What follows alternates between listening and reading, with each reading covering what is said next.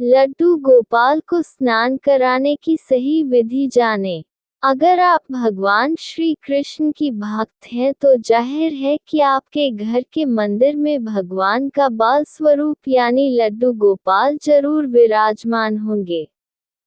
हिंदू धर्म में घर में लड्डू गोपाल को रखने के कई नियम कायदे बताए गए हैं। ऐसी मान्यता है कि लड्डू गोपाल को यदि आपने अपने घर पर रखा है तो उनकी सेवा आपको एक बच्चे की भांति करनी होगी।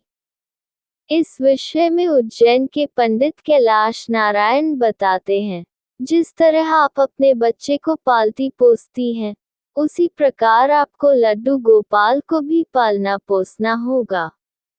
लड्डू गोपाल की सेवा का एक हिस्सा उनका स्नान कराना भी है, जो नियमित रूप से कराना बहुत ही जरूरी है।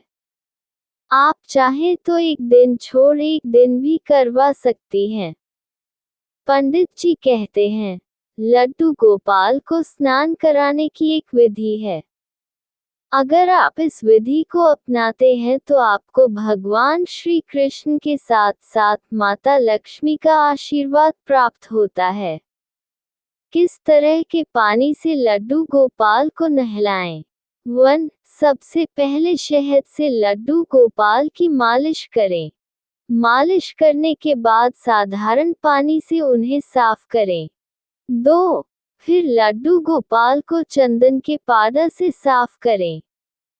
इसके लिए आप बाहर से चंदन पाउडर खरीद भी सकती हैं या फिर आप घर पर ही चंदन की लकड़ी को घिसकर चंदन का लेप तैयार कर सकती हैं। चंदन से लड्डू गोपाल को अच्छी तरह से साफ करें। 3. अब आप एक बर्तन में लड्डू गोपाल को रखें और दूसरे बर्तन में उन्हें नहलाने के लिए पानी तैयार करें। इस पानी में गंगा जल और तुलसी की पत्तियां जरूर डालें। आपको बता दें कि श्री कृष्ण को तुलसी अति प्रिय है और लड्डू गोपाल श्री कृष्ण का ही स्वरूप है। 4. अब इस पानी से लड्डू गोपाल को साफ करें। यह पानी आगे भी आपके काम आएगा, इसलिए आप इसे फेंके नहीं। अब गुलाब के फूल से लड्डू गोपाल को साफ करें। 5. इसके बाद कच्चे दूध से लड्डू गोपाल को नहलाएं और फिर बचे हुए तुलसी के पानी से लड्डू गोपाल को साफ करें। इस तरह से लड्डू गोपाल की स्नान विधि पूरी हो जाएगी। इसके बाद आप उन्हें नए और साफ सुथरे वस्त्र पहना सकती हैं। लड्डू गोपाल को नहलाते वक्त न करें ये गलतियां।